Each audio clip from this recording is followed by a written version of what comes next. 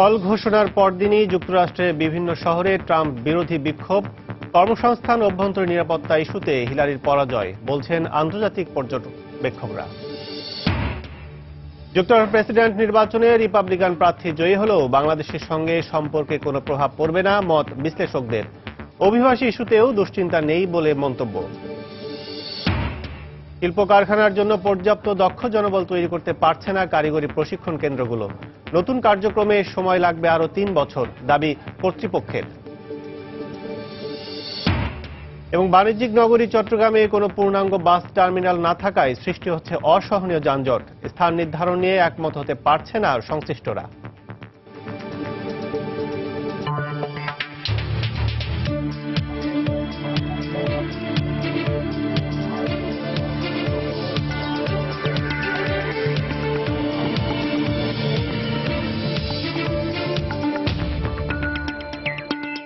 দেখছেন শিরোনাম। আমন্ত্রণ জানাচ্ছি দেশ ও দেশের বাইরের অর্থ বাণিজ্যের নানা খবর নিয়ে আমাদের নিয়মিত আয়োজন এ সময় বাণিজ্যে। আর আপনাদের সঙ্গে আছি আমি কাজল আব্দুল্লাহ।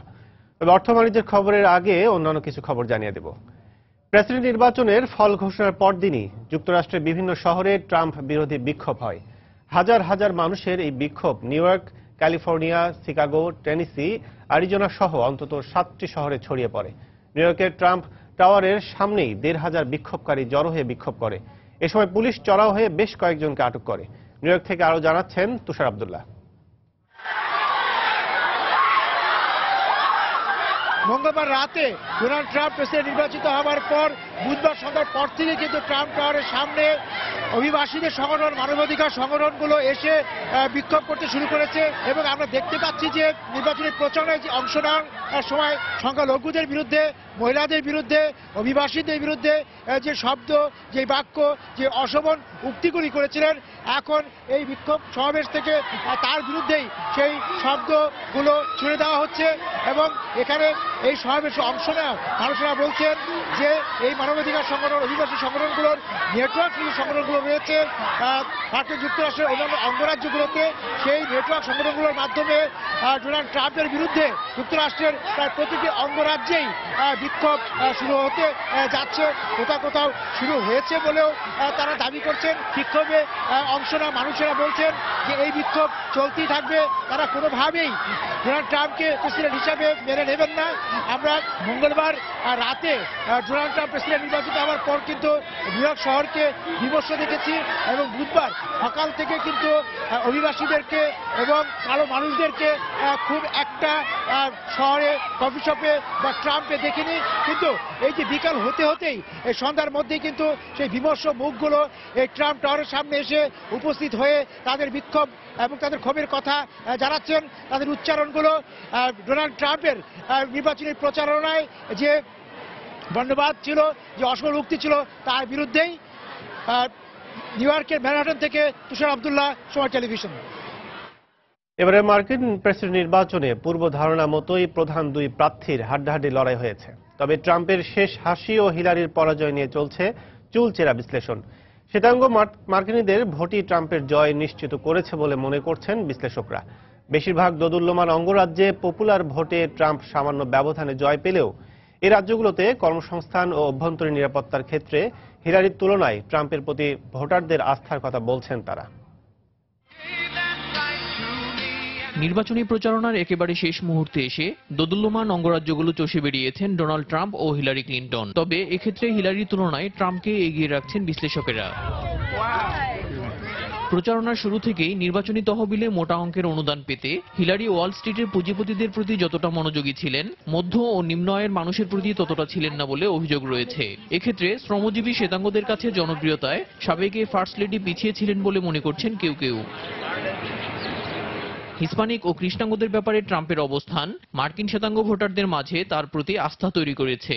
অভ্যন্তরীণ নিরাপত্তার বিষয়ে হিলারির চেয়ে ট্রাম্পকেই ভরসা মনে করেছেন তারা। ফ্লোরিডা, নর্থ ক্যারোলাইনা ও উইসকনসিনে হিলারির শক্ত অবস্থান থাকার পরও শ্বেতাঙ্গদের বিপুল ভোটেই দোদুল্যমান এই 3টি রাজ্যে জয় তুলে নিয়ে 54টি ইলেকটরাল ভোট ঝুলিতে পড়েছেন ট্রাম্প।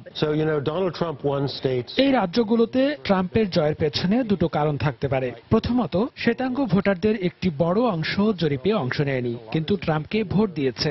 দ্বিতীয়ত, অভ্যন্তরীণ শিল্পোন্নয়ন ও নিরাপত্তার ক্ষেত্রে ট্রাম্পের প্রতি আস্থা রেখেছেন ভোটাররা। Second possibility is বিশ্লেষকদের পূর্ব ধারণা মতো দুই প্রার্থীর জয় পরাজয়ের ক্ষেত্রে নিয়ামক ভূমিকা রেখেছে অর্থনৈতিকভাবে পিছিয়ে পড়া শ্রমজীবী অধ্যুষিত রাজ্যগুলো। সেখানে ট্রাম্পের ব্যাপক প্রচারণা ও প্রতিশ্রুতি ভোটারদের প্রভাবিত করেছে বলে মনে করছেন বিশ্লেষকেরা। মধ্য ও নিম্ন আয়ের কর্মজীবী মানুষের রাজ্য আইওয়া, ইন্ডিয়ানা, ওহাইও ও পেনসিলভেনিয়ায় 55টি ইলেকট্রাল ভোট পেয়েছেন ট্রাম্প।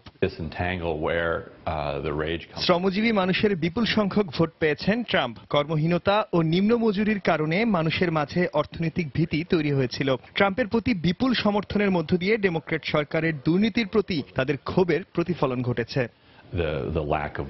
মুসলিমদের মধ্যে হিলারির বিপুল জনপ্রিয়তা থাকা সত্ত্বেও মুসলিম অধ্যুষিত রাজ্যগুলোতে জয় পাননি তিনি। মুসলিমদের প্রতি বিদ্বেষমূলক বক্তব্য দিয়ে সমালোচিত হওয়া ট্রাম্পের এসব রাজ্যে জয়ের পেছনে পররাষ্ট্রমন্ত্রী থাকাকালীন হিলারির মধ্যপ্রাচ্য নীতির প্রভাব থাকতে পারে বলে মনে করছেন বিশেষজ্ঞরা।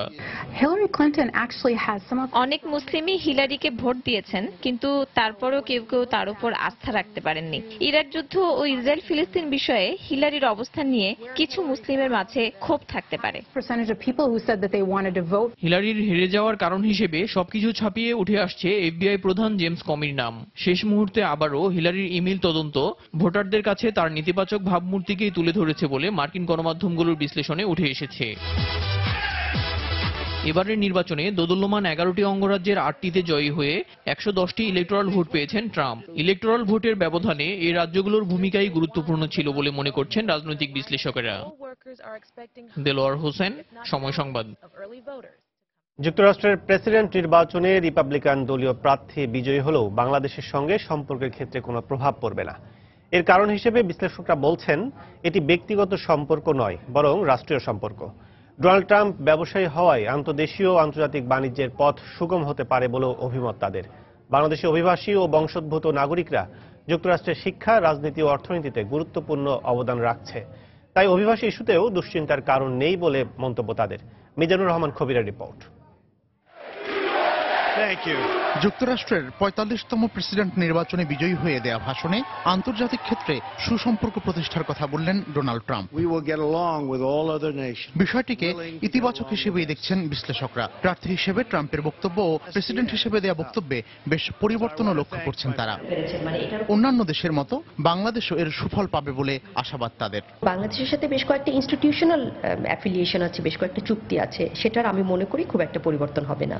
সহনশীল এবং সহযোগিতামূলক ভূমিকা যেতে হবে বিশ্ববাসীর সঙ্গে, অন্যান্য রাষ্ট্রের সঙ্গে, এবং সেটাই ট্রাম্প করবেন বলে আমার মনে হয়। ট্রাম্প ব্যবসায়ী ব্যক্তিত্ব হওয়ায় বাংলাদেশের সঙ্গে বাণিজ্য সম্পর্ক আরো উন্নত হবে এমন আশাবাদ ব্যক্ত করে গবেষকরা বলছেন জিএসপি সুবিধা ফিরে পাওয়ার বিষয়ে আলোচনাও আরো জোরদার করা প্রয়োজন। আমাদের সঙ্গে সুসম্পর্কে আমেরিকা কিভাবে লাভবান হবে, আমরাও লাভবান হব, সেই বিষয়গুলোকে সামনে এনে এজেন্ডাভুক্ত করে দ্রুতই তাদের সঙ্গে আমাদের সম্পর্ককে ঝালাই করে নেওয়াটাই ঠিক হবে। যেহেতু তিনি বারবার একটা ব্যবসার সুযোগ তৈরির কথা বলছেন তার সমস্ত প্রচার অভিযানের মধ্যে, তো বাংলাদেশেরও তো মার্কিন যুক্তরাষ্ট্রের সঙ্গে বড় আগ্রহ একটা ব্যবসায়ী সুযোগ তৈরি করা। বিপুল সংখ্যক অভিবাসী ও বাংলাদেশি বংশোদ্ভূত নাগরিক দেশটির বিভিন্ন প্রদেশে বসবাস করেন, যারা অন্য অনেক দেশের অভিবাসীদের চেয়ে সুনাম ও তুলনামূলক ভালো অবস্থান নিয়ে আছেন বলেও অভিমত তাদের। বাংলাদেশের একটা বড় ডায়াসপোরা গোষ্ঠী এখন মার্কিন যুক্তরাষ্ট্রে বসবাস করে এবং তারা অসম্ভব ভালো করছেন। ট্রাম্প বলেছেন ইল্লিগাল ইমিগ্রেন্টদেরকে বিতাড়ন করতে চান, পরে কথাটা উনি একটু মাইন্ডলি ঘুরিয়ে এসে বলেছেন না, immigrants with criminal activities. Illegal অধিবাসী যারা আছে, ইমিগ্রেন্ট যারা আছে, তাদের সবার উপরেই কিন্তু সমানভাবে এটা মানে একটা এফেক্ট নিয়ে আসবে। শুধু অবৈধ অভিবাসীদের সংকট সমাধানে প্রয়োজনে কূটনৈতিক তৎপরতা আরো জোরদার করারও পরামর্শ বিশ্লেষকদের। প্রভাব ফেলবে। আপনি যদি একটু রিসেন্ট। মিজানুর রহমান খবির, সময় সংবাদ, ঢাকা। এবার দেশের অর্থ বাণিজ্যের খবর। মার্কিন প্রেসিডেন্ট হিসেবে ডোনাল্ড ট্রাম্প নির্বাচিত হওয়ায় বাংলাদেশের সাথে যুক্তরাষ্ট্রের বাণিজ্যিক সম্পর্কে কোনো পরিবর্তন হবে না বলে জানিয়েছেন অর্থমন্ত্রী আবুল মাল আব্দুল মুহিত। গতকাল সচিবালয়ে অর্থনৈতিক বিষয় সংক্রান্ত মন্ত্রিসভা কমিটির সভা শেষে তিনি আরো বলেন, জিএসপি পুনর্বহালের বিষয়ে নতুন মার্কিন প্রেসিডেন্টের সাথে আলোচনা করা হবে। We congratulate him for his victory, and of course a judgment of মার্কিন জনগণ we accept. আমাদের সঙ্গে আমেরিকার সম্পর্ক এতে কোনোভাবে এফেক্টেড হবে বলে আমার মনে হয় না। জিএসপির ক্ষেত্রে স্যার আমরা তো পাই নাই। না, সেটা তো continuing problem. So it is an old problem. যেভাবে কন্টিনিউ করছে we shall continue to do the same thing. আমরা আবার নতুন গভর্নমেন্টকে বলবো যে আমরা এই স্টেজে আছি, তোমরা বিভিন্ন কন্ডিশনস দিয়েছিলে, we have fulfilled them, now you give us a decision. শিল্প কলকারখানায় যে ধরনের দক্ষ জনবল দরকার তার অর্ধেকের বেশি তৈরি করতে পারছে না কারিগরি প্রশিক্ষণ কেন্দ্রগুলো। কারণ হিসেবে শিল্প প্রতিষ্ঠানের নিয়োগকর্তারা বলছেন, শিল্প খাতে নতুন যন্ত্রপাতি ও প্রযুক্তি যুক্ত হলেও সে অনুযায়ী প্রশিক্ষণ কার্যক্রম পরিচালনা করা হয় না। অভিযোগ মেনে নিয়ে প্রশিক্ষণ সংশ্লিষ্টরা বলছেন, শিল্প খাতে চাহিদাকে গুরুত্ব দিয়ে নতুন করে সাজানো হয়েছে কারিগরি শিক্ষা কার্যক্রম, তবে তা পরিপূর্ণভাবে বাস্তবায়ন করতে আরও বছর 3 লাগবে। বিস্তারিত কামরুল হাসান সবুজের রিপোর্ট। কৃষি থেকে শিল্পমুখী হচ্ছে বাংলাদেশের অর্থনীতি। প্রচলিত উৎপাদন ব্যবস্থায় যোগ হচ্ছে নিত্য নতুন প্রযুক্তি, তবে সেই অনুযায়ী নেই দক্ষ জনবল। যদিও কারিগরি ক্ষেত্রের জনবল তৈরিতে কাজ করছে 6টি মেরিন টেকনোলজি ইনস্টিটিউট সহ 70টি সরকারি কারিগরি প্রশিক্ষণ কেন্দ্র, যেখানে 48টি বিষয়ে প্রশিক্ষণ দেওয়া হয় বছর জুড়ে। শিল্প সংশ্লিষ্টদের দাবি, আধা দক্ষ জনবলের মোট চাহিদার বড়জোর অর্ধেকের যোগান দিচ্ছে এসব কারিগরি প্রশিক্ষণ কেন্দ্র। প্রচুর ইনস্টিটিউট আছে, বাট যে হারে স্টুডেন্টরা বের হচ্ছে আর শিল্প প্রতিষ্ঠানগুলিতে যেই রকম ডিমান্ড আছে, এরা 50%ও কাভার করতে পারছেন না। স্টুডেন্টদের পরিমাণও বাড়াতে হবে এবং স্টুডেন্টদের কারিকুলামটা নিয়ে আসলে কাজ করতে হবে। প্রশিক্ষণ সংশ্লিষ্টরা বলছেন, কিছুটা দেরিতে হলেও শিল্পের চাহিদাকে গুরুত্ব দিয়েই সাজানো হচ্ছে কারিগরি প্রশিক্ষণ কেন্দ্রগুলোর শিক্ষা কার্যক্রম। কারিকুলাম আসলে অনেক মান্ধাতার আমলেই ছিল, তবে কারিগরি শিক্ষাটাকে বাস্তবমুখী এবং ইন্ডাস্ট্রির যে ডিমান্ড সেই মুখী করা, সমন্বিতভাবে কারিকুলাম তৈরি এবং সেই অনুযায়ী পড়াশোনা করার জন্য কিন্তু একটা উদ্যোগ নেওয়া হয়েছে। এটা আসলে ধাপে ধাপে করতে হচ্ছে, পরিপূর্ণভাবে করতে গেলে হয়তো আরো 3-4 বছর লাগবে। তবে স্বল্প মেয়াদী এসব প্রশিক্ষণের পাশাপাশি বিশ্ববিদ্যালয় পর্যায়েও নতুন সিলেবাস ও বিষয় চালু করা দরকার বলে মনে করেন অর্থনীতি বিশ্লেষকরা। আগামীতে বাংলাদেশের উন্নয়ন হবে শিল্প নির্ভর, আর শিল্প নির্ভর উন্নয়নের জন্য শিল্প খাতে যে ধরনের লোক দরকার, সেই খাতে বা সেই ধরনের দক্ষতা সম্পন্ন লোকেরই চাকরি হবে এবং তারাই বেশি অর্থ উপার্জন করতে পারবে। এবং এই কারণে পদবাধা বিবিএ এমবিএ না করে বরং এই ধরনের শিল্প খাতে অ্যাবজর্বড হতে পারে এমন দক্ষতা যেখানে শিক্ষা দেওয়া হচ্ছে, সেই জায়গায় ছাত্রছাত্রীদের বেশি মনোযোগী হওয়া উচিত। আর এক্ষেত্রে বর্তমান সময়ের পরিপ্রেক্ষিতে খাদ্য প্রক্রিয়াজাতকরণ খাতকে সবচেয়ে বেশি গুরুত্ব দেওয়ার পরামর্শ তাদের। কামরুল হাসান সবুজ, সময় সংবাদ, ঢাকা। বন্দর ও বাণিজ্যিক নগরী হলেও চট্টগ্রামে এখন পর্যন্ত গড়ে ওঠেনি কোনো পূর্ণাঙ্গ বাস টার্মিনাল। রাজধানী ঢাকা সহ দেশের উত্তরাঞ্চল এবং দক্ষিণাঞ্চলের 64টি রুটে যাতায়াতকারী 2 লাখ যাত্রীকে রাস্তার উপর দাঁড় করিয়ে রাখা গাড়িতে ওঠানামা করানো হচ্ছে। এতে সৃষ্টি হচ্ছে অসহনীয় যানজটের। এই অবস্থায় নতুন বাস টার্মিনাল স্থাপনের জন্য স্থান নির্ধারণ নিয়ে সিটি কর্পোরেশন, উন্নয়ন কর্তৃপক্ষ, পুলিশের ট্রাফিক বিভাগ এবং পরিবহন মালিক কেউই একমত হতে পারছেন না। বিস্তারিত জানাচ্ছেন কমল দে। চট্টগ্রাম নগরীর লোক সংখ্যা 60 লাখ হলো 40 লাখের বেশি অন্যান্য অঞ্চলের বাসিন্দা। প্রতিদিন অন্তত 1.5 থেকে 2 লাখ মানুষ চট্টগ্রামে আসা যাওয়া করছে, কিন্তু এসব যাত্রীদের জন্য এখন পর্যন্ত সুনির্দিষ্ট কোনো বাস টার্মিনাল গড়ে ওঠেনি। বিআরটিসি, দামপাড়া গরিবুল্লাহ শাহ মাজার, পাহাড়তলী, অলঙ্কার মোড়, একে খান এবং কর্নেলহাট এলাকার কাউন্টার থেকে ছেড়ে যায় রাজধানী ঢাকা, রাজশাহী, খুলনা অঞ্চলের সবগুলো গাড়ি। টার্মিনাল না থাকায় রাস্তার উপর গাড়ি দাঁড় করিয়ে রেখে যাত্রী উঠানামা করানো হচ্ছে। সবাই রাস্তার উপরে যে অলঙ্কার যে রাস্তা আছে, যাওয়ার সময় আপনারা দেখবেন যে ব্রিজের এই পারে যান, আসার সময় আবার ব্রিজের ওই পারে যান, মানে এটা লেগেই আছে সবসময়। তো টার্মিনাল অবশ্যই দরকার। যদি একটা নির্দিষ্ট টার্মিনাল থাকতো এবং সেখানে যদি উত্তরগামী সমস্ত বাসের জন্য যদি অ্যাকোমোডেশন দেওয়া হতো, তাহলে যাত্রীরাও যেমন নিরাপদ হতো, আমাদের গাড়ি চলাচলও আরো নির্বিঘ্ন করা যেত। এই অবস্থায় যোগাযোগের সুবিধার্থে সাগরিকা গরুবাজারকে বাস টার্মিনাল রূপান্তরের জন্য সিটি মেয়রকে প্রস্তাব দিয়েছে পরিবহন মালিকেরা, কিন্তু তা নিয়ে রয়েছে জটিলতা। শহরের মধ্যে কিন্তু কোনো টার্মিনাল করার আমি বিপক্ষে। শহর থেকে দূরে ফৌজদার হতে পারে, আমরা হালিশহর দিকে চিন্তা ভাবনা করছি। আমাদের কিছু জায়গা আছে যে জায়গাগুলো আমরা জেলা প্রশাসনের কাছে নিতে চাচ্ছি আর কি। অবশ্য শহর থেকে দূরে হওয়ায় সপক্ষের বিরোধিতা সত্ত্বেও সীতাকুণ্ডের ফৌজদারহাট এলাকায় বাস টার্মিনাল স্থাপনের জন্য মন্ত্রণালয়ে প্রস্তাবনা পাঠিয়েছে চট্টগ্রাম উন্নয়ন কর্তৃপক্ষ। একবার যদি করে ফেলেন এটা উচ্ছেদ করা যাবে না, সুতরাং যা করতে হবে চিন্তা ভাবনা করে করতে হবে। আন্তঃজেলা বাস টার্মিনাল ফৌজদারহাটের পাশে আর উত্তর জেলা বাস টার্মিনাল অক্সিজেনের পাশে, এই দুইটা প্রকল্প আমরা মন্ত্রণালয়ে পাঠিয়েছি। শুধু অনুমোদনটা পেলে পরে আমরা এই কাজটা শুরু করতে পারি। রাঙ্গামাটি ও খাগড়াছড়ি পার্বত্য জেলার পাশাপাশি উত্তর চট্টগ্রাম এবং বান্দরবান ও কক্সবাজার সহ দক্ষিণ চট্টগ্রামে যাতায়াতকারী যাত্রীদের জন্য কোনো টার্মিনাল নেই এ নগরীতে। অমল দে, সময় সংবাদ, চট্টগ্রাম। চাঁদপুরের ভূমি অফিসগুলোতে চালু হয়েছে অনলাইন পদ্ধতিতে জমির কাগজপত্র পাওয়ার সুবিধা। এতে কোনো রকম হয়রানি ছাড়াই এমন সেবা পেয়ে সন্তুষ্ট সাধারণ মানুষ। আর সেবা দিতে পেরে প্রশাসনের কর্মকর্তারাও বেশ খুশি। ফারুক আহমেদের তথ্য এবং কৃষ্ণকান্তদের ছবি নিয়ে ডেস্ক রিপোর্ট। চাঁদপুরে প্রযুক্তির কল্যাণে পাল্টে গেছে ভূমি অফিসগুলো। দিনের পর দিন ঘুরতে হচ্ছে না জমির মালিকদের, বাড়তি খরচ কিংবা নেই দালালের উৎপাত। ভূমি অফিসে এসে অনলাইনে আবেদন করে বাড়ি ফিরে যাচ্ছেন তারা। পরে মোবাইল ফোনে খুদে বার্তা পৌঁছে গেলে ছুটে আসেন আবেদন প্রত্যাশীরা। এরপর সংশ্লিষ্ট কর্মকর্তার উপস্থিতিতে জমির মালিকানা নিশ্চিত হতে অনুষ্ঠিত হয় শুনানি। সব প্রক্রিয়া শেষ হলে হাতে পৌঁছে যায় নামজারির কাগজপত্র, পর্চা আর খতিয়ান। সময়ের প্রয়োজনে দ্রুত পাল্টে যাওয়া এমন সুবিধা পেয়ে সন্তুষ্ট সেবা প্রত্যাশীরা। ডিজিটাল সিস্টেম করাতে, খতিয়ান নিতে এবং ডিসিআর পাইতে আমাদের অনেক সুবিধা। এখানে কোনো দালাল কেউ নেই, আমি একে আসছি। এখন ডাইরেক্ট অফিসে আসি, 1150 টাকা লাগে, আর কোনো অসুবিধা নাই, আমার কাজটা তাড়াতাড়ি হয়ে যায়। প্রচলিত ভূমি ব্যবস্থাপনায় যে ভোগান্তি ছিল, অনলাইন সেবা চালু হয় তা আর এখন নেই বলে জানালেন এই ভূমি কর্মকর্তা। অনলাইনে নামজারি সহ সকল সেবা অন্তর্ভুক্ত করি এবং ইতিমধ্যে তারা মোবাইলে SMS পাচ্ছেন এবং SMS এর ভিত্তিতে তারা জানতে পাচ্ছেন, অনলাইনে ট্র্যাক করতে পারছেন তার আবেদনটির অবস্থা। জেলার সবগুলো উপজেলায় ডিজিটাল সেবা নিশ্চিত হওয়ায় সাধারণ মানুষ উপকার পাচ্ছে বলে জানালেন জেলা প্রশাসক। যারা ভূমি সেবা চাচ্ছেন তারা ভূমি অফিসে যেয়ে অতি সহজেই তাদের নামজারি মিউটেশন করে নিতে পারছেন। আর ভূমি ব্যবস্থাপনার প্রযুক্তিগত পরিবর্তন সরজমিনে দেখতে এসে এক্ষেত্রে চাঁদপুর অনেক এগিয়েছে বলে মন্তব্য করেন ভূমি সংস্কার বোর্ডের শীর্ষ কর্মকর্তা।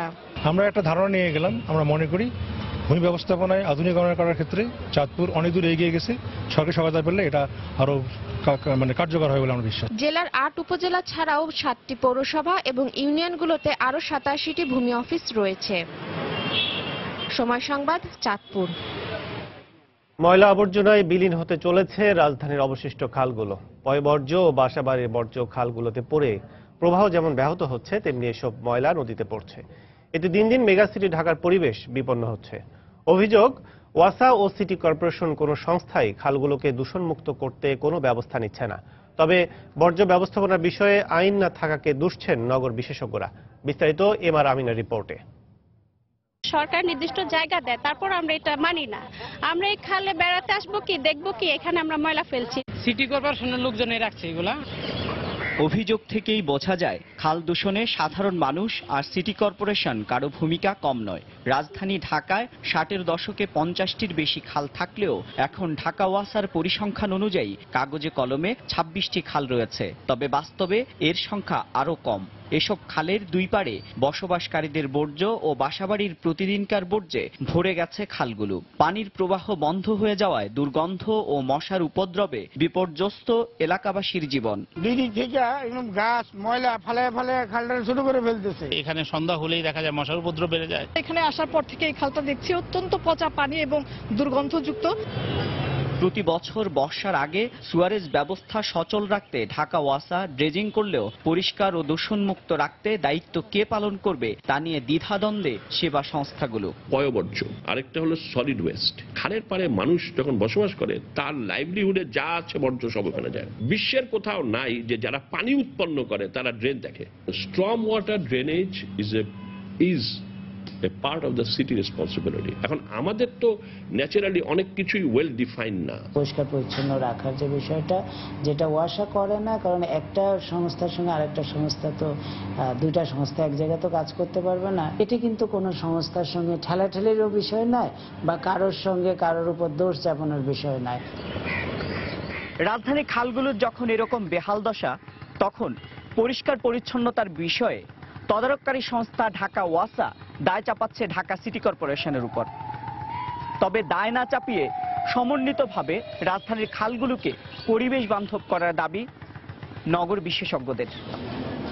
গভীরতা সেটা বাড়াতে হবে, ওয়াইডেনিং করতে হবে, সারফেস ড্রেন মেনটেন করে আমাদের সিটি কর্পোরেশনগুলো, তারাও ঠিকমতো মেনটেন করছে না। রুলস রেগুলেশন থাকা দরকার, যাতে মানুষ যারা এটা ভায়োলেট করবে, ময়লা ফেলবে, তাদেরও পানিশমেন্টের ব্যবস্থা করা দরকার। আলাদা সুয়ারেজ লাইন করে ও আইন করে বর্জ্য ব্যবস্থাপনা না করা গেলে খালগুলো যেমন রক্ষা করা যাবে না, তেমনি রাজধানী ঢাকার দূষণ ও জলাবদ্ধতা নিরসন সম্ভব নয়। এমআর আমিন, সময় সংবাদ, ঢাকা। ভারতের ব্যবসায়ীদের বাংলাদেশে বিনিয়োগ করার আহ্বান জানিয়েছেন এফবিসিসিআই সভাপতি মাতলুব আহমদ। তিনি বলেন, বিদ্যুৎ ও গ্যাসের সংকট নিরসনে করে বাংলাদেশে এখন বিনিয়োগ বান্ধব পরিবেশ বজায় আছে। গতকাল বিকেলে রাজধানীর মতিঝিলে সংগঠনটির সভাকক্ষে এক অনুষ্ঠানে কথা বলেন তিনি। বাংলাদেশ ও ভারতের ব্যবসায়ীদের অংশীদারিত্বমূলক এক আলোচনা সভায় দুই দেশের ব্যবসায়ীরা বিভিন্ন বিষয় নিয়ে আলোচনা করেন।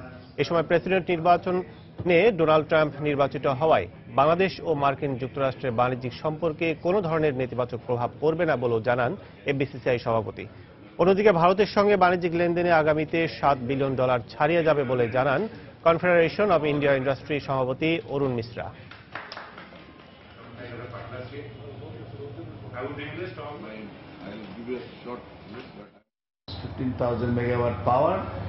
বিদ্যুৎ ও গ্যাসের ঘাটতি মোকাবেলায় বর্তমান সরকার বাস্তবমুখী পদক্ষেপ গ্রহণ করছে। এ বিষয়ে প্রাইভেট খাতের সঙ্গে আলোচনা করে এলপি গ্যাসের আমদানির মাধ্যমে এ সমস্যার সমাধান করবে সরকার। তাই বিনিয়োগের ক্ষেত্রে বাংলাদেশে কোনো সমস্যা নেই।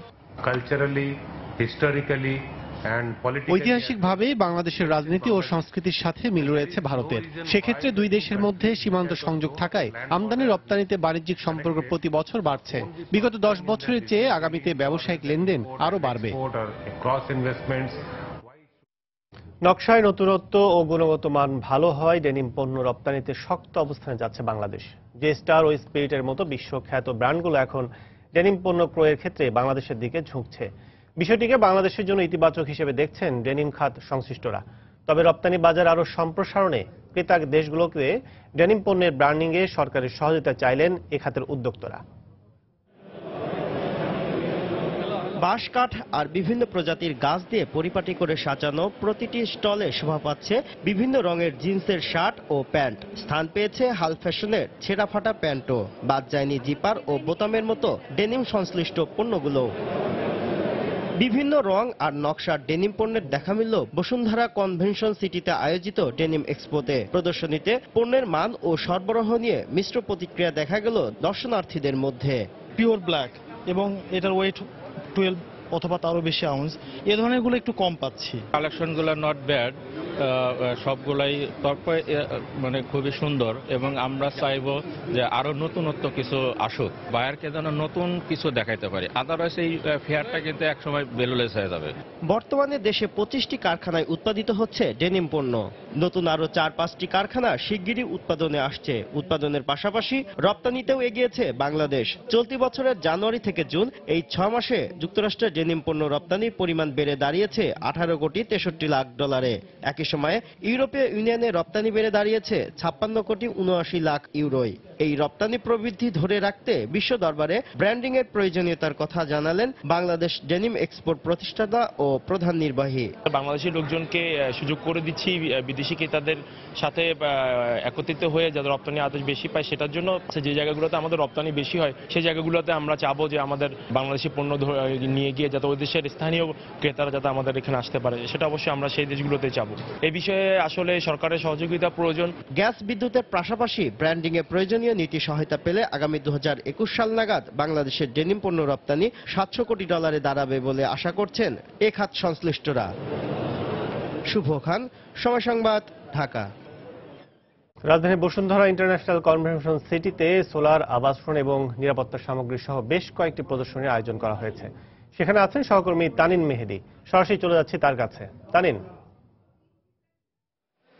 কাজল, বেলা 11টা থেকে মূলত শুরু হয়েছে এই প্রদর্শনীর এবং আমরা রয়েছি এই মুহূর্তে বসুন্ধরা ইন্টারন্যাশনাল যে কনভেনশন সিটি, সেই সিটির 1 নম্বর হল এবং 1 নম্বর হলে স্টলগুলো সাজানো হয়েছে। যদিও আমরা দেখেছি যে সকালে বেলা 11টায় এখানকার যে সেমিনার হল রয়েছে, সেমিনার হলটিতে আজকের যে প্রদর্শনীর উদ্বোধনী অনুষ্ঠানটি অনুষ্ঠিত হচ্ছে এবং সেখানে মাননীয় প্রধানমন্ত্রীর জ্বালানি উপদেষ্টা সহ গণপূর্ত মন্ত্রীও সেখানে রয়েছেন এবং আমরা কিছুক্ষণ আগে উদ্বোধনী অনুষ্ঠানটি শুরু হয়েছে। কিন্তু মূল যে প্রদর্শনী, সেই মূল প্রদর্শনীটি এখানকার যে 1 নম্বর হল রয়েছে, 1 নম্বর হলে শুরু হয়েছে। আমরা ঘুরে দেখেছি এখানকার যে প্রদর্শনীতে যে স্টলগুলো অংশ নিয়েছে, সেই স্টলগুলোতে রয়েছে এনার্জি সেভিং লাইট এবং সোলার লাইটের যে নতুন যে উদ্ভাবন, সেই উদ্ভাবন নিয়ে এখানে যারা স্টলগুলোতে বসেছেন তারা সেই উদ্ভাবনগুলো দেখেছেন। পাশাপাশি আবাসন খাত সংশ্লিষ্ট অনেকেই এখানে স্টলগুলো নিয়ে এসেছেন এবং আমরা দেখেছি যে আবাসন খাত সংশ্লিষ্ট শিক্ষা প্রতিষ্ঠানগুলো তারা এখানে তাদের বিভিন্ন ডিজাইন তারা এখানে প্রদর্শন করছেন। এছাড়া যে আবাসন খাত সংশ্লিষ্ট যে বিভিন্ন সংগঠন বিভিন্ন ব্যবসা প্রতিষ্ঠান যারা রয়েছেন তারা এখানে তাদের স্টল সাজিয়েছেন এবং তারা তাদের স্টলগুলোতে ক্রেতাদের আকৃষ্ট করার জন্য বিভিন্ন ধরনের অফার তারা এখানে দিয়েছেন এবং তারা অফার দিয়ে যাচ্ছেন। এবং যদিও এখানে রেজিস্ট্রেশন সাপেক্ষে যে প্রদর্শনী সেই প্রদর্শনীতে দর্শনার্থীরা আসতে পারবেন। আজকে যেহেতু উদ্বোধনী দিন সেই কারণে হয়তোবা আমরা দেখতে পাচ্ছি যে কিছুটা হলেও দর্শনার্থীদের উপস্থিতি কম রয়েছে, তবে এখানে যারা আয়োজক রয়েছেন তারা ধারণা করছেন যে উদ্বোধনের পরে আগামীকাল এবং পরশু অর্থাৎ শনিবার পর্যন্ত এই প্রদর্শনী চলবে এবং সেই কারণে রাজধানীতে যারা রয়েছেন রাজধানীর নাগরিক যারা রয়েছেন তারা কিন্তু আগামীকাল এবং পরশু দুদিন সাপ্তাহিক ছুটির দিন রয়েছে, ছুটির দিনে যারা রয়েছেন দর্শনার্থী তারা এখানে আসতে পারবেন এবং এখানে এসে আসলে মূলত একই ছাদের নিচে তারা গৃহস্থালীর যে বিভিন্ন পণ্য বিশেষ করে আবাসন খাত সংশ্লিষ্ট পণ্য পাশাপাশি আমরা দেখেছি যে এখানে ফায়ার সার্ভিসের বিশেষ ভবনগুলোতে অগ্নি নির্বাপনের যে ব্যবস্থাগুলো রয়েছে অগ্নি নির্বাপন সামগ্রীও এখানে প্রদর্শন করা হচ্ছে। বেশ কয়েকটি স্টল আমরা দেখেছি যে স্টলগুলোতে অগ্নি নির্বাপনের জন্য ভবনগুলোতে যেসব সামগ্রী থাকা দরকার সেসব সামগ্রী এখানে রয়েছে আমরা এমনটি দেখেছি। এছাড়া আবাসন খাত সংশ্লিষ্ট পাশাপাশি যে নতুন যে উদ্ভাবনী রয়েছে সোলার এনার্জিরও কয়েকটি স্টল আমরা দেখেছি যে এই প্রদর্শনীতে তারা এখানে স্থান পেয়েছে এবং যেহেতু প্রথম দিন সেই কারণে এখনো আমরা দেখতে পাচ্ছি কয়েকটি বেশ কিছু স্টলগুলো সাজানো শেষ হয়ে গেল, কিছু কিছু স্টলে কিন্তু এখনো খুঁটিনাটি কাজ চলছে, যদিও কিছুক্ষণের মধ্যেই হয়তোবা এগুলো শেষ হয়ে যাবে এমনটি জানিয়েছেন এখানকার যারা স্টলগুলো যারা পেয়েছেন বরাদ্দ তারা আমাদেরকে যেটি বলছেন। তবে এখানকার মেলা প্রদর্শনীর প্রাঙ্গণ খুলে দেওয়া হয়েছে যে 11টায়, কিন্তু এখন পর্যন্ত আসলে আমরা যদি দেখেছি স্টলগুলোতে যারা বসেছেন স্টলগুলোর যারা প্রতিনিধি তারা মোটামুটি এখানে প্রত্যেকটি স্টলগুলো তারা সাজিয়ে গুছিয়ে বসার ব্যবস্থা করেছেন। আমরা দেখতে পাচ্ছি যে একটি টাইলসের যে স্টল রয়েছে টাইলসের স্টল এখানে অবস্থান নিয়েছে এবং তারা তাদের যে টাইলসের যে বিভিন্ন পণ্য রয়েছে সেই পণ্যগুলো তারা এখানে প্রদর্শনীতে তারা স্থান নিয়ে এসেছেন এবং আমরা এখানে টাইলসের পাশাপাশি যে ফিটিংস রয়েছে ফিটিংস এবং স্যানিটারি সামগ্রীও কিন্তু এই প্রদর্শনীতে স্থান নিয়েছে এবং আমরা যেমনটি দেখেছি পাশাপাশি ফিটিংস পাশাপাশি আমরা দেখেছি যে ঘরের ভবনগুলোতে রং করার জন্য যে বিভিন্ন ব্র্যান্ড রয়েছে নামি দামি ব্র্যান্ড সেই ব্র্যান্ডগুলো স্টল এখানে রয়েছে এবং সেই ব্র্যান্ডগুলোতে যারা দর্শনার্থীরা আসছেন দর্শনার্থীদেরকে সেই ব্র্যান্ডের যে রঙের ব্র্যান্ডের যে স্টলগুলো রয়েছে সেই স্টলগুলো থেকে যারা এক্সপার্ট রয়েছেন তারা কিন্তু বিভিন্ন ধরনের প্রশ্ন এবং জিজ্ঞাসা প্রশ্নের উত্তর তারা সেখানে দিয়ে দিচ্ছেন। তো কাজল, এখনকার মতো এই ছিল আমার কাছে থাকা প্রদর্শনীর সব শেষ খবর। কাজল। দর্শক, রাজধানী বসুন্ধরা ইন্টারন্যাশনাল কনভেনশন সিটি থেকে জানাচ্ছিলেন তানিন মেহেদি। জমে উঠতে শুরু করেছে চট্টগ্রামের উইমেন চেম্বার আয়োজিত মাসব্যাপী আন্তর্জাতিক উইমেন এসএমই মেলা। দশমবারের মতো আয়োজিত এই মেলা চলবে আগামী 5 ডিসেম্বর পর্যন্ত। মেলা শুরুর বৈরী আবহাওয়ার কারণে দর্শনার্থীদের উপস্থিতি কিছুটা কম ছিল, তবে এখন সকাল থেকেই মেলায় আসছেন সব বয়সী নারী পুরুষ। মেলায় দেশীয় পণ্যের কেনা বেচা বেশি বলে জানালেন বিক্রেতারা। কয়েকদিনের মধ্যে মেলা পুরোদমে জমে উঠবে বলে আশাবাদ তাদের। মূলত ক্ষুদ্র ও মাঝারি শিল্প উদ্যোক্তাদের উৎসাহিত করতেই প্রতি বছর আয়োজন করা হয় এই মেলার। মেলায় রয়েছে 15টি প্যাভিলিয়ন ও 350 স্টল। প্রতিদিন সকাল 10টা থেকে রাত 10টা পর্যন্ত চলে এই মেলা।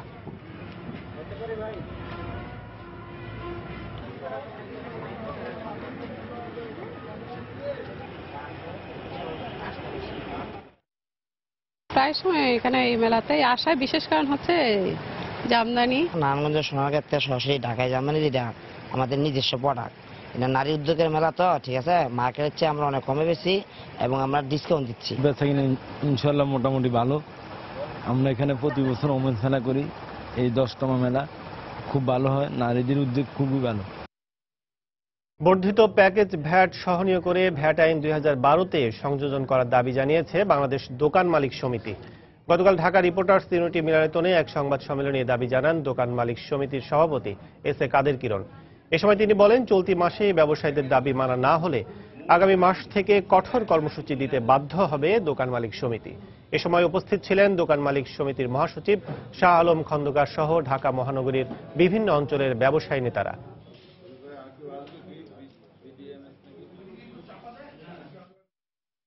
প্যাকেজ ভ্যাটটাকে মূল আইনে ভ্যাট আইন 2012-তে এইটা সন্নিবেশ করার জন্য, তাতে প্রত্যেক বছর আমাদের দেন দরবারের প্রয়োজন হবে না। এফবিসিসিআই যদি এই মাসের মধ্যে টাইমটা ফিক্সড করে তখন আমরা বলতে পারবো যে আমরা এই মাসের পরে তাদেরকে যেতে দেব না। যেভাবেই হোক 20-25 তারিখের মধ্যে এটা আলোচনা করে শেষ করতে হবে। মিছিল করার প্রয়োজন হবে না, কিচ্ছু করার প্রয়োজন হবে না। আমরা জাস্ট দোকানে তালা মেরে তালাটা বন্ধ করে বাসায় গিয়ে ঘুমিয়ে থাকবো। প্যাকেজ ভ্যাটে 28,000 টাকা সর্বনিম্ন, আমরা এটা দিতে পারবো না। যশোরে মূল্য সংযোজন কর ও সম্পূরক শুল্ক আইন বিষয়ে সেমিনার অনুষ্ঠিত হয়েছে। যশোর নৌবন্দরের নয়াপাড়ায় মূল্য সংযোজন কর ও সম্পূরক শুল্ক আইন বিষয়ে ব্যবসায়ীদের অবহিত উদ্বুদ্ধ করতেই এই সেমিনারের আয়োজন করা হয়। নয়াপাড়া ইনস্টিটিউট মিলনায়তনে আয়োজিত এই সেমিনারে সভাপতিত্ব করেন যশোর কার্যালয়ের কমিশনার জালাল হোসেন। সেমিনারে প্রধান অতিথি হিসেবে উপস্থিত ছিলেন খুলনা কর আপিল অঞ্চলের কমিশনার প্রশান্ত কুমার রায়। সেমিনারে দেশের উন্নয়নে সকলকে কর আইন মেনে কর ও ভ্যাট প্রদানের আহ্বান জানানো হয়।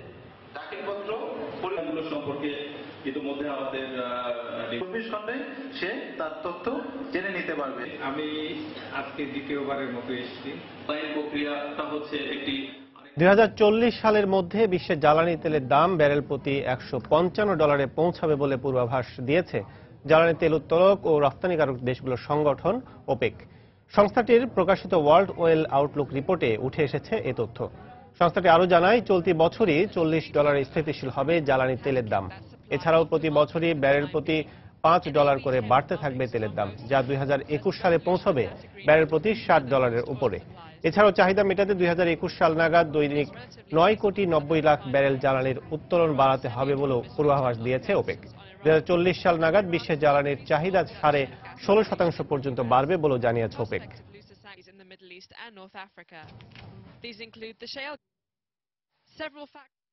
দর্শক, এবার জানিয়ে দেব ঢাকা স্টক এক্সচেঞ্জের লেনদেনের খবর। শেয়ার বাজারের লেনদেনের খবর জানাতে আমরা সরাসরি চলে যাচ্ছি ঢাকা স্টক এক্সচেঞ্জের ওয়েবসাইটে। দর্শক, আমরা বলতে পারি যে তিনটি আমাদের স্টক এক্সচেঞ্জের সূচক রয়েছে, এই সূচকগুলো তিনটি কিন্তু সকাল থেকে আমরা দেখছি যে 10:30 থেকে কার্যক্রম শুরু করে এরপর থেকে কিন্তু ঊর্ধ্বমুখী প্রবণতায় রয়েছে। এখন পর্যন্ত ডিএসসি এক্স তাদের ঊর্ধ্বমুখী প্রবণতায় রয়েছে 4,685 পয়েন্টে। এছাড়া ডিএসসি এস রয়েছে 1,123 পয়েন্টে। এছাড়া ডিএসসি 13 রয়েছে 1,761 পয়েন্টে। এক্ষেত্রে আমরা যদি এখন দেখি যে সর্বমোট শেয়ার লেনদেন হয়েছে 41,563টি শেয়ার লেনদেন হয়েছে, যার বাজার মূল্য 2,210,98,00,000 টাকা। এছাড়া শেয়ারের দর বেড়েছে এমন প্রতিষ্ঠানের সংখ্যা কিন্তু আমরা দেখছি এখন পর্যন্ত 144টি। এছাড়া দর কমেছে 82টি প্রতিষ্ঠানের। এছাড়া দর অপরিবর্তিত রয়েছে এমন প্রতিষ্ঠানের সংখ্যা কিন্তু 62টি। আমরা যদি দেখি যে শীর্ষ 20টি প্রতিষ্ঠান যেগুলো দর বেড়েছে সেক্ষেত্রে প্রথম পর্যায়ে রয়েছে অ্যাপেক্সপোর্ট, যার বাজার মূল্য এখন 396 টাকা 40 পয়সা, সর্বোচ্চ ছিল 408 টাকা 40 পয়সা। এছাড়া সর্বনিম্ন কিন্তু ছিল 380 টাকা। 2 নম্বরে রয়েছে বাংলাদেশ বিবিএস, বাংলাদেশ কেবল নেটওয়ার্ক। এছাড়া এই প্রতিষ্ঠানের শেয়ারের দাম কিন্তু বর্তমানে অবস্থান করছে বিবিএস এর 42 টাকা 70 পয়সা। এছাড়া সর্বোচ্চ ছিল প্রতিষ্ঠানটির শেয়ারের দর 43 টাকা 20 পয়সায়, আর সর্বনিম্ন কিন্তু ছিল 41 টাকা 10 পয়সায়। তৃতীয় অবস্থানে রয়েছে সন্ধানী ডেনিমস মিল। সেক্ষেত্রে প্রতিষ্ঠানটির কিন্তু শস্য ডেনিমের যে শেয়ারের দর সেক্ষেত্রে রয়েছে কিন্তু 54 টাকা 70 পয়সা অবস্থান করছে বর্তমানে শেয়ারের দর। সেক্ষেত্রে সর্বোচ্চ ছিল প্রতিষ্ঠানের শেয়ারের দর 56 টাকা 30 পয়সা, সর্বনিম্ন ছিল 51 টাকা 20 পয়সা। চতুর্থ অবস্থানে রয়েছে কনফিডেন্স সিমেন্ট, এর শেয়ারের দর অবস্থান করছে 119 টাকা 40 পয়সায়, সর্বোচ্চ ছিল কিন্তু 123 টাকা 60 পয়সায়।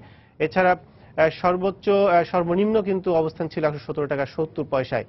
সেক্ষেত্রে পঞ্চম অবস্থায় রয়েছে বাংলাদেশ শিপিং কর্পোরেশন। এই প্রতিষ্ঠানটির শেয়ারের দর রয়েছে 451 টাকা 50 পয়সা, যার সর্বোচ্চ ছিল 481 টাকা 50 পয়সা। এছাড়া সর্বনিম্ন ছিল প্রতিষ্ঠানটির শেয়ারের দর 465 টাকা 50 পয়সা। দর্শক, এই ছিল কিন্তু ঢাকা স্টক এক্সচেঞ্জের এখন পর্যন্ত লেনদেনের সর্বশেষ পরিস্থিতি। আবার জানিয়ে দিচ্ছি এ সময় বাণিজ্যের শিরোনামগুলো।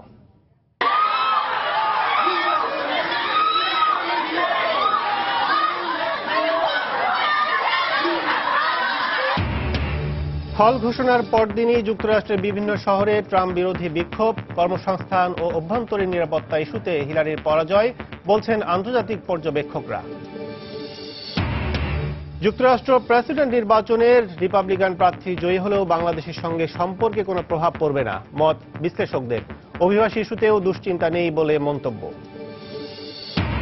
শিল্প কারখানার জন্য পর্যাপ্ত দক্ষ জনবল তৈরি করতে পারছে না কারিগরি প্রশিক্ষণ কেন্দ্রগুলো। নতুন কার্যক্রমে সময় লাগবে আরো 3 বছর, দাবি কর্তৃপক্ষের। এবং বাণিজ্যিক নগরী চট্টগ্রামে কোনো পূর্ণাঙ্গ বাস টার্মিনাল না থাকায় সৃষ্টি হচ্ছে অসহনীয় যানজট। স্থান নির্বাচন নিয়ে একমত হতে পারছেন না সংশ্লিষ্টরা। এই ছিল এই সময় বাণিজ্যে। যে কোনো খবর পেতে ভিজিট করুন সময়নিউজ.tv। সঙ্গেই থাকুন সময়।